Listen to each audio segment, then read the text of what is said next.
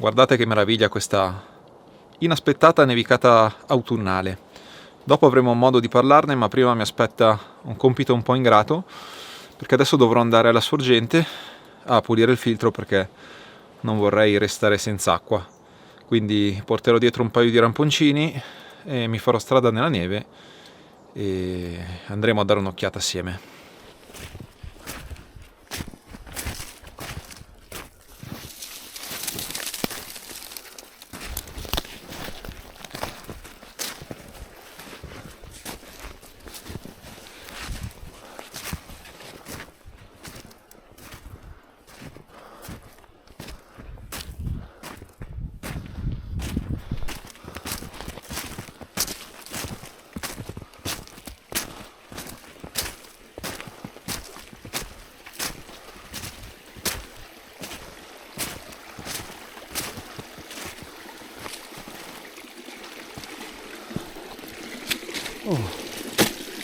Tanto ghiaccio.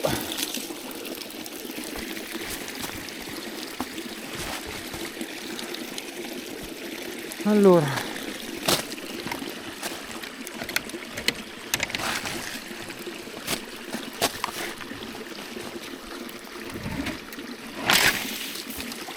ecco qui il filtro da pulire.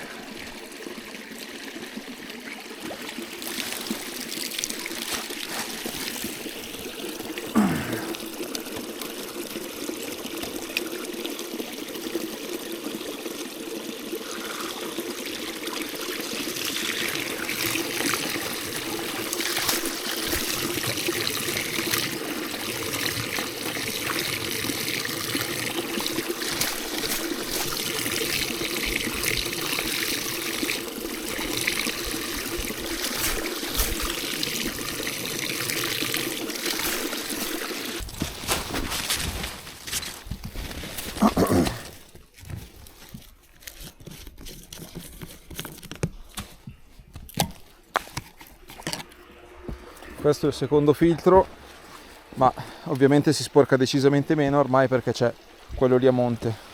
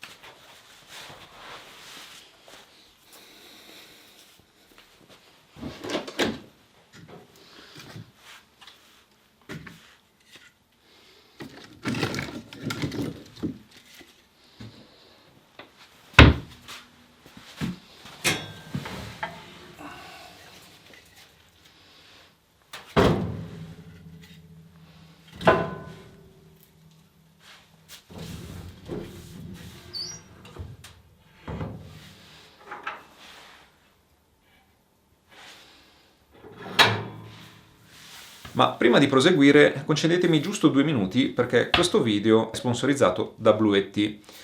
Black Friday e Cyber Monday che si concludono il 2 dicembre, quindi ultimi giorni delle offerte di Bluetti. Quindi se volete farvi un regalo di Natale o se volete farlo a qualcuno, è il momento giusto, perché adesso ci sono i prezzi più bassi dell'anno.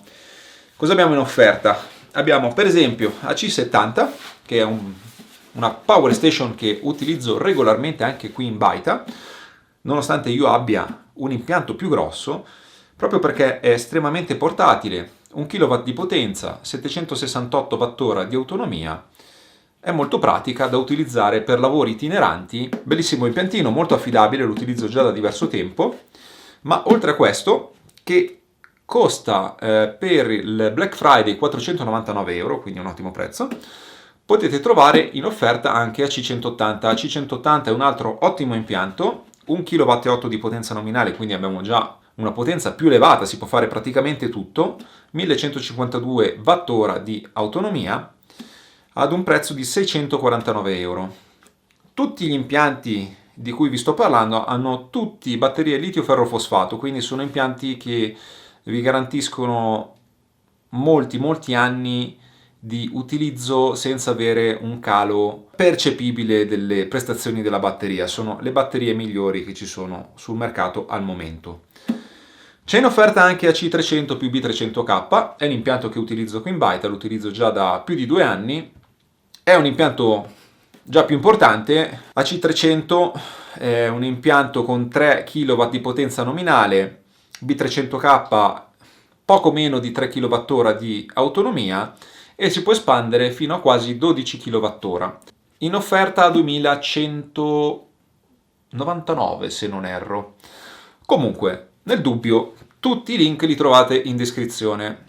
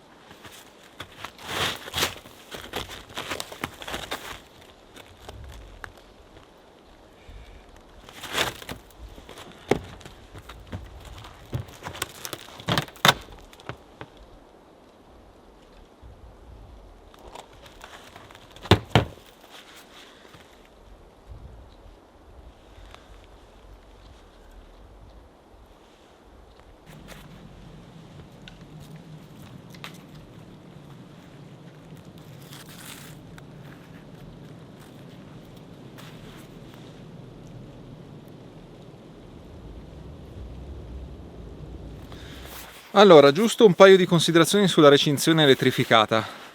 Sta funzionando o no? È difficile ancora dare una risposta netta, perché adesso con la neve la batteria si è scaricata perché i fili a contatto con la neve ovviamente hanno continuato a scaricare la corrente a terra e quindi adesso la recinzione non funziona più. Bisogna aspettare che si sciolga la neve perché finché sarà a contatto con la neve continuerà a scaricare. Dalle videocamere ho potuto notare l'intrusione solo di un capriolo, che ci può stare perché ho un paio di punti in cui l'ho tenuta fin troppo alta, quindi c'è ancora del lavoro da fare. Non ho più visto intrusioni di cervi, che era il motivo per il quale ho installato questa recinzione. Ovviamente dovrò fare un lavoro di consolidamento, non bastano i paletti di plastica perché sono veramente troppo fragili. Quindi un animale selvatico passando non vede il filo, anche se prende la scossa,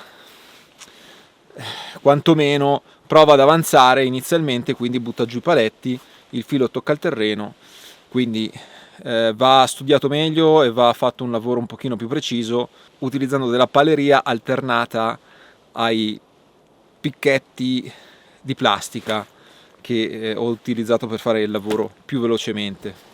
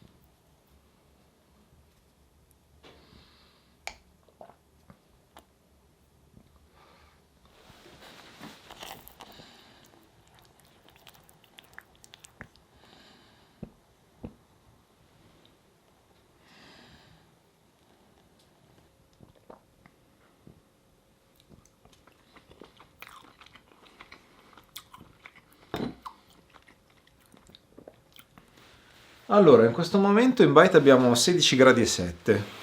esternamente la temperatura è sotto zero, meno 2, meno 3, oscilla un po',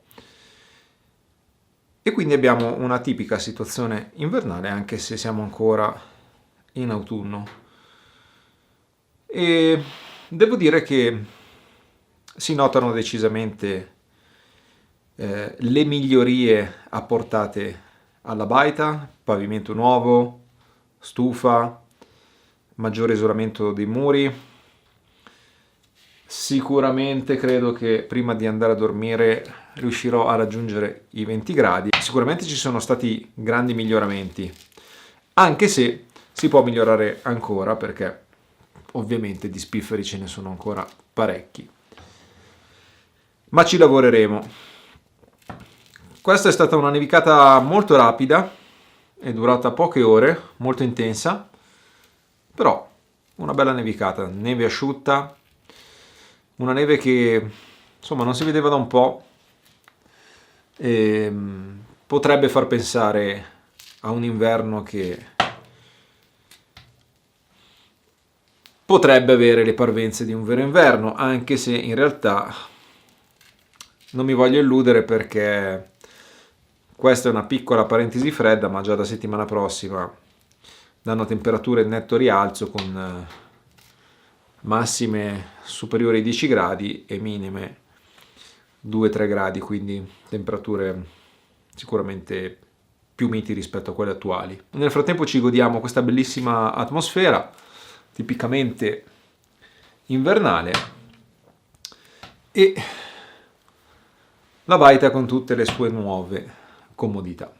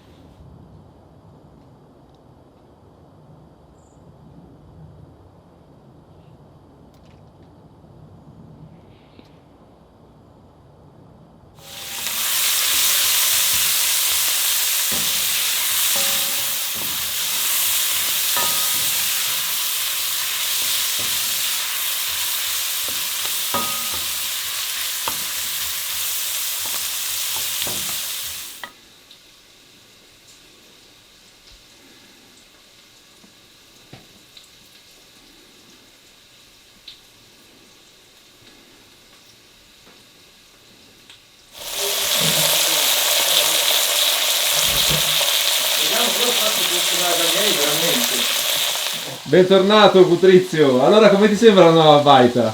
Stento a riconoscerla, io ancora ricordavo un qualcosa di più wild, qui abbiamo un livello Dillo, di quello che hai detto prima. No, non posso, davanti alle telecamere non si può, ma sappiate che è cambiato davvero, stravolta. Quando sono arrivato c'erano 7 gradi, stamattina ce n'erano 9. Ovvio che tu sai, finalmente si scalda. Però non è che hai un ambiente che il calore te lo tieni. Non che si deve ammazzare di calore, ma devi stare col maglioncino dentro, ecco. Non devi stare dentro col maglioncino a battere dentro, ma devi stare col maglioncino dentro dentro. Quindi compost, panche, mobiletto. Sì, ci stava che hai tolto quella cosa là, mica ci hai guadagnato. Minchia, quello che una volta vedi era questo ti diventa ormai tutto di servizio. È giusto così,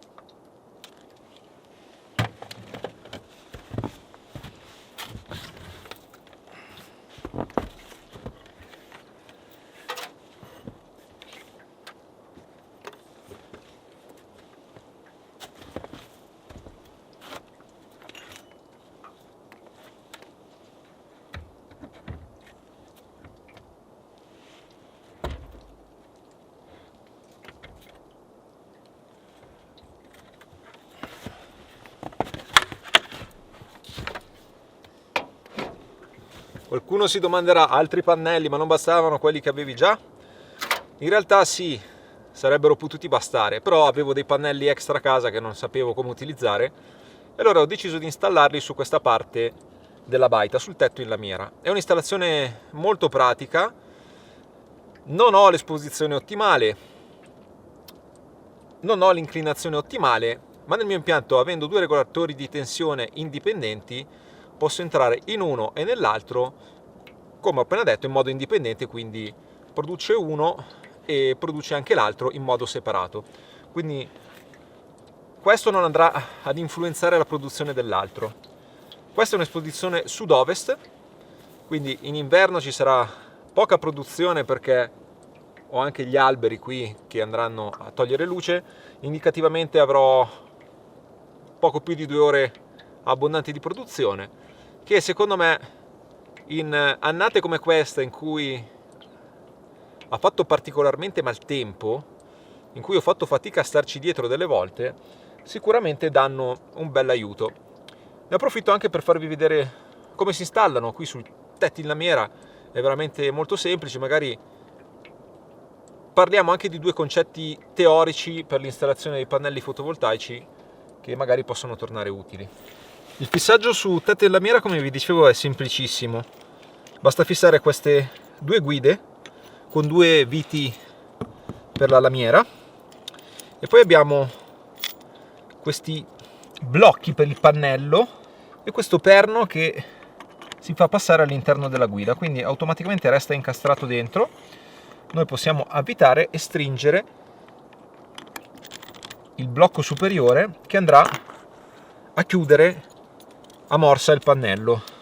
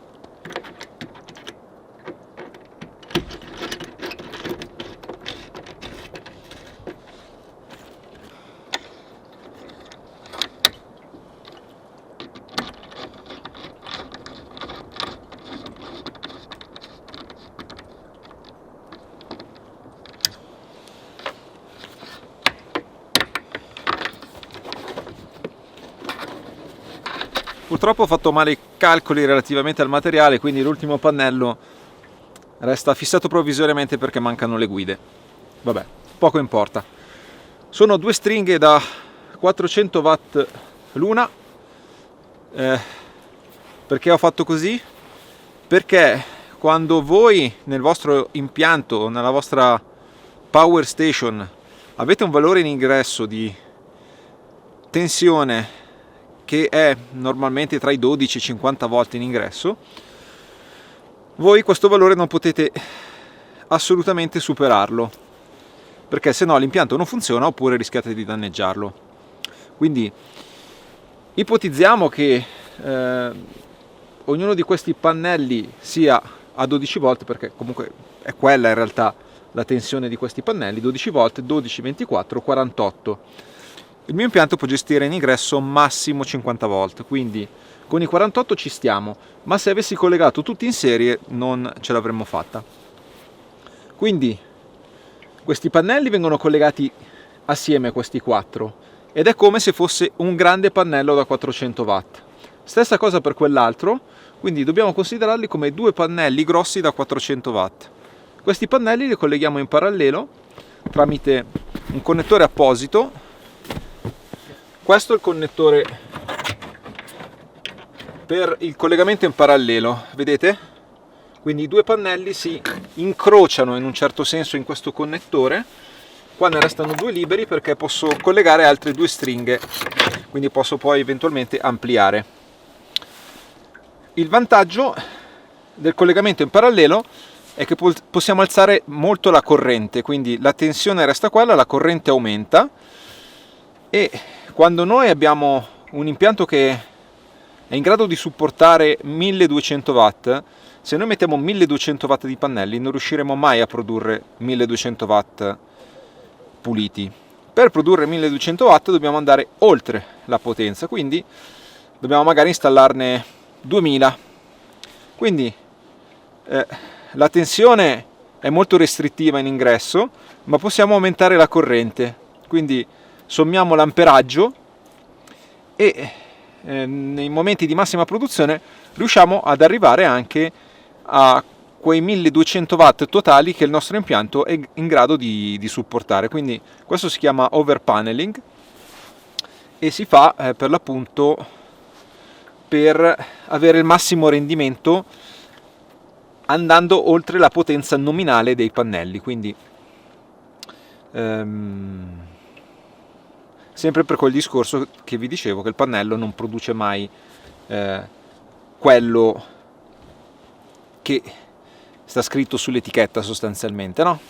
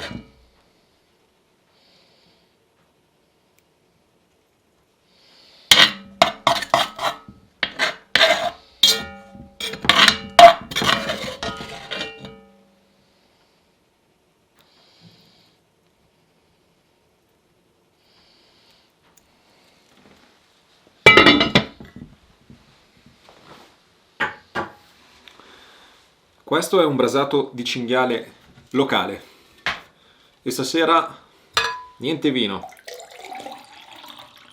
acqua, perché troppo vino fa male. Buon appetito.